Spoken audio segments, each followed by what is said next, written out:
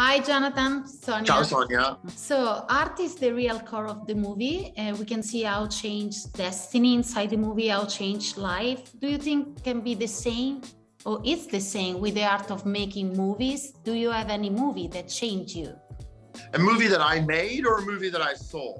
One each. Well, for the movie I made, I think The 12th Man, because I really enjoyed doing films in a language that I didn't know fully.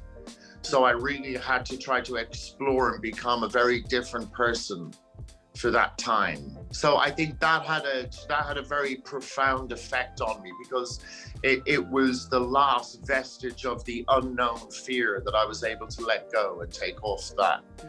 So yeah, I think so. And for a movie that would sort of change how I view films, certainly I find that I watch movies for very different reasons. Obviously, because I perform in the film industry, I watch them for very different reasons than the audience does. So I don't watch as many movies as you think I would, because most of them are fucking terrible. So I don't watch them. Why would I watch something fucking terrible? It's the same with music. I play music every day, but I go back and I listen to musicians from 30, 40, 50, 60, 70, 100 years ago. I'm not listening to anybody today. I'm not watching the movies of anybody today, apart from the rare diamonds that I find, because most films are terrible. So I find that I go back and I rewatch Tarkovsky. I watch Robert Bresson. I watch Eisenstein, Francois Truffaut, Bergman. I'm watching all the films that were the great movies.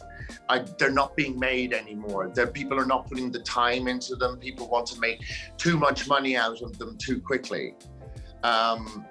And it's just, there's not, there's just not the same feeling of auteurs. There are a few still there. There are, obviously, you have the Paul Thomas Andersons and the Christopher Nolans and, people who are getting attention. And that's what you have to do. You see, when people are making films, especially when they're making their first movies, because I don't work in an actor's medium. I work in a director's medium. My career is not determined on how good a performer I am. My career is determined on how good the director I'm performing for is. I don't care how good an actor you are, but if the director doesn't know where to point the camera or something, then you could be go act against a wall. You need somebody to be able to see it and then to be able to present it to the world. So as a performer, you're constantly beholden to the artistic level of the person who is directing the piece. Because as I said, I am only one element in an entire thing. And that's why I think in the industry, it's funny, we work in an industry where people, for some reason, and completely incorrectly, focus their attention on actors, the movie stars, the beautiful people, but the beautiful people are really fucking boring. The ones that we should really be concentrating on are the people behind the scenes who create the work. They're the true stars. The director is the true star of the film industry.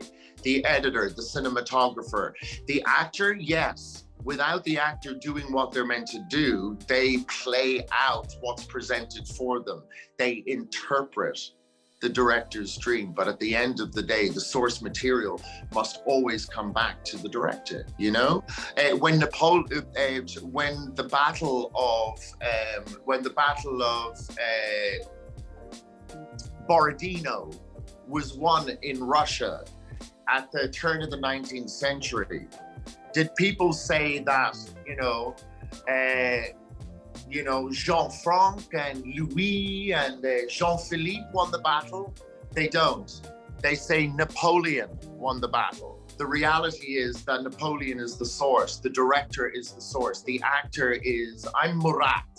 If Napoleon's the general, I'm one of his cavalry officers that he sends in. That's it. That's my entire part of it. Your character is obsessed with the pink Marilyn, but why do you think he need that paint as a status to feel alive? Why do we need material thing? And especially, why do we need obsession in our life? We don't. We have tricked ourselves into believing we need it. You know, it's the one thing that I can be very proud of myself for. There's not very many things that I'm truly proud of myself for, but one of them is this. I never enjoyed the materiality of the industry. I never have. I've never enjoyed the materiality of the world in many ways. If I wanted to make money, if I wanted to be rich, we wouldn't be having this conversation. I'd have gone to the City of London. It's easy. There are people literally throwing money at people. I know idiots, people that could not walk through a fucking door, that are multimillionaires on a yearly basis in the City of London. So making money, which seems to be the main sort of like goal of most people around the place now. Well, that's the easiest thing ever. Easiest thing ever. There's people out there that everyone's throwing money everywhere. But to create something that is extraordinary is very difficult. And so I've been very, very proud that I've been able to sort of like keep myself less interested in the material achievement side of what I do, because first of all, it doesn't matter to what I do. It allows me to still just concentrate and sort of like enjoy sort of like playing people.